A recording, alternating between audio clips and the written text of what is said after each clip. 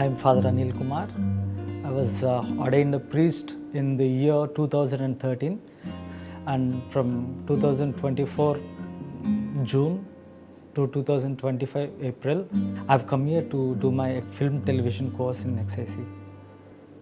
You did not come here willingly. No.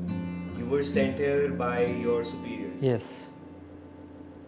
In the month of March, I exactly remember March 20th around 9:30 in the evening, my bishop called me over phone and he said, Anil, can you do me a favor? I said, my Lord, I'm not sure of what the course is going to be, and I'm not even experienced in this regard. And with regard to technology, I'm very poor, and I consciously avoided being a technical person. But if you're really willing to send me, I'll obey you. How does it feel being back in a classroom after so many years? It's a struggle. I'm used to, let me be, this is my weakness, I'm saying it openly. I'm used to sleeping every day in the afternoon. Every day, at least 1 hour I sleep every day. After coming here, I'll have to sit in the class and listen to what the professor is teaching in the afternoon also, which is really very hard for me. In the beginning, truth be told, 9 to 7 college, and then at 38 years of age, sitting for about 2 hours at a stretch in a session, it kind of felt uneasy for me in the beginning. When you guys started interviewing me and then coming back after me and taking all the videos and all, some of the people said, Father, now you're a rock star, people are after you taking videos and all, now you're like a hero and all. Believe me when I say, this is not even the 25% of respect and coverage that I get here. It's not even 25% compared to the respect and coverage that I get in Vijayawada. I'm used to that kind of respect, that kind of reverence from the people. All of a sudden leaving everything and then coming here and being a student was a bit uneasy thing for me. Do you consider yourself living two separate lives? One in that XIC campus and one outside of the XIC campus? In the beginning, when I came here, I thought I was living dual life. But now when I experience both kind of lives, both kinds of this life, I said both are related together. Both me as a priest or you as a filmmaker, both of us have got a single job, that is storytelling. Really. I consider myself as a storyteller. You say it through this medium, I say it from the pulpit. I kind of found this connection, and then it kind of gave me a brilliant idea towards filmmaking.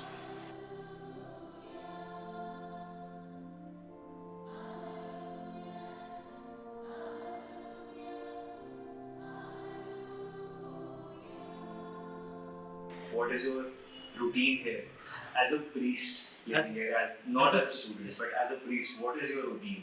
As a priest, here every day there are 2 masses. So if Father asks me to celebrate a mass, I will celebrate a mass to the public, or there's a small chapel here in that corridor, the other corridor which is I'll celebrate mass personally there. My day starts with me getting up from this bed. I'll just sit and put up sign of the cross, say a small prayer, and then get up and I'll get ready for the college. If there is no assignment, I'll talk to my family, my friends over phone for about 1 hour compulsory in a day. After having supper, I take time at least 1 hour to speak to my family members. So, what exactly is this kind of accommodation that you're currently living in? And have you been living here from the beginning? I came here maybe before 2 or 3 months. First month I was staying in the college itself. And then the second and third month, I stayed in Baikala PG hostel, which was a horrible thing to experience, really. Because at home, there I had a wonderful life, like a settled life. I have a cook, I have a person who takes care of all the things for me. So even if I want anything, I call up few people and they go and buy. I don't even go. Suppose if I want to buy groceries, I do not even know when I went out to buy groceries even. I just make a call and everything is at my disposal. That's my kind of life there.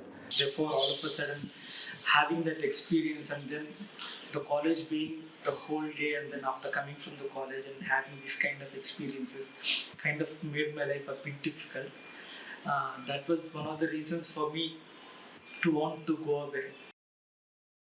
By want to go away, you mean you wanted to go back home? I really wanted to go back home. There is no second meaning towards it. I went and simply asked Shaisen sir, sir, suppose if I discontinue my studies right now, how much refund would I get? The reason was, suppose if I get 3 months are over and then we paid 5 lakhs. Suppose if I get 3 lakhs of rupees, my real understanding was, my real thought was that I would put 2 lakhs from my pocket and return 5 lakh rupees to the authorities which have invested on me, and I would have told them literally, send some other person who is interested in this field, who will be able to do justice to the 5 lakhs that you are spending on. That was my real reason for asking Shaisen sir. I wanted to discontinue for sure, but I wanted no one to suffer and no one to feel that they have lost anything because of me. Walking around the campus, looking at even younger kids, does it remind you of your seminary days? Does it remind you of your school, college days? How do you feel about that? I don't like to remember all those days because those are all very stressful days for me. I used to be very competitive when I was studying. I used to always, even if I get second rank or third rank, I would be under depression for about 2 or 3 weeks.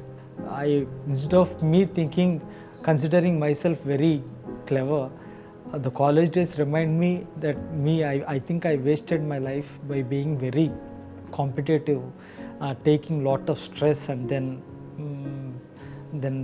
trying to secure more marks than others, and then unnecessarily taking stress into life. It gives me a negative vibe. Therefore, I prefer not thinking of the college days at all. How did you find the motivation to continue after you wanted to drop out? What was the main driving force behind it? My strong motivation was when I was doing the editing assignment. That was the driving force really for me. I wanted to convey a story, and then once I had a flow of thought in my mind, once I was determined, that was the moment I thought, if I really can make use of this course, I will be able to say a story in a better way, in a new medium. That kind of motivation I got from this assignment, from this course. Do you feel now that you're finally gelling in with the crowd? Sure. I'm not even gelling in, I'm thriving. I'm thriving. Once you guys came to know what my mindset is, you accepted me, and I'm very happy for that. I mean, people thought, because me being a priest, people thought I would judge them if I come to know what their true life is, what their position in life is. People thought I might judge them. But as the days went on, as people understood who really I am, they came to know that Anil is not kind of a person who has got this prejudice in mind. Therefore, it's okay to open ourselves to him. In the beginning, it was all like, I used to plainly consider you, whenever I think of you, I used to consider you as my kids and all. But now I know, I began to look at you beyond these things. I began to look at you as a director. I began to look at you as a person who has potential. I began to look at you as a person who is very much interested in telling a story to the other person. That regard, I really have respect to the crowd here.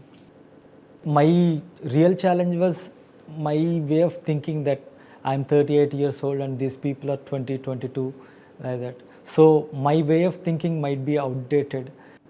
I was a bit shy to talk in the beginning. But later, slowly, I began to catch up with you, and then once I became free, I even started opening my mouth in the class. But I'm really scared now. Now that the words are flowing out of my mouth without even me thinking, consider myself to talk. I'm even afraid now that I might hurt others in the process. What do you feel about how we're ultimately a bunch of 20-some-year-olds? We are bound to talk a few vulgar things. How do you feel about that?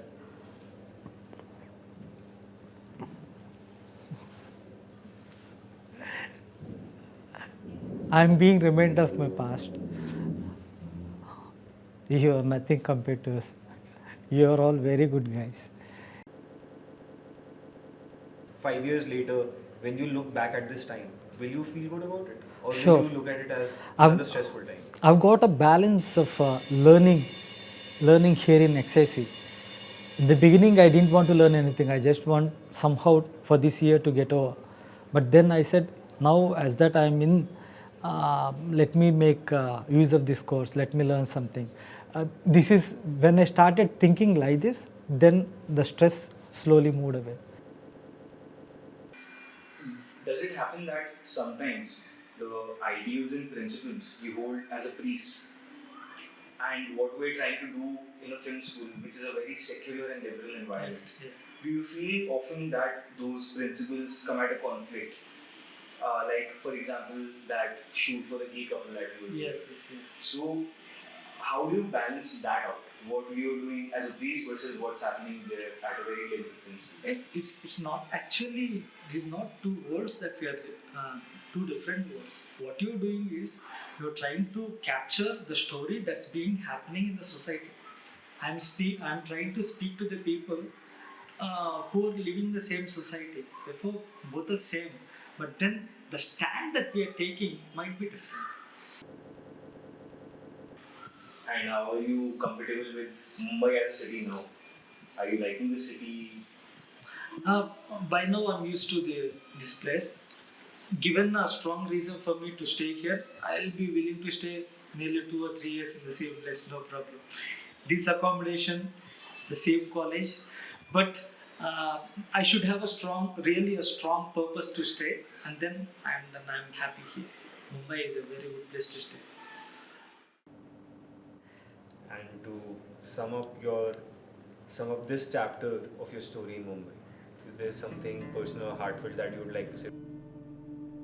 Me as a priest, I have a positive attitude towards films in general. But after doing this course, I gained lot of respect towards filmmakers. I gained lot of respect because I found it as a true channel to talk to people. After going home, even if I am a priest, even if I am preaching, if I really want to convey a message to the society, I will surely choose social media as my medium to convey the message because I am a filmmaker.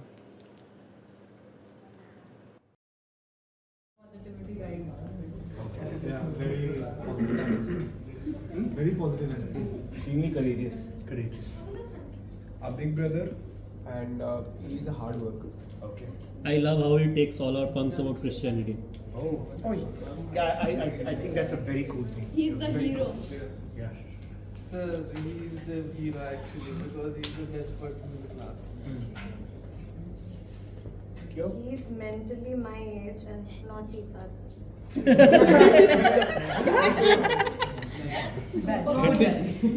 Super cool and fun, and he's chilled up really well with all of us.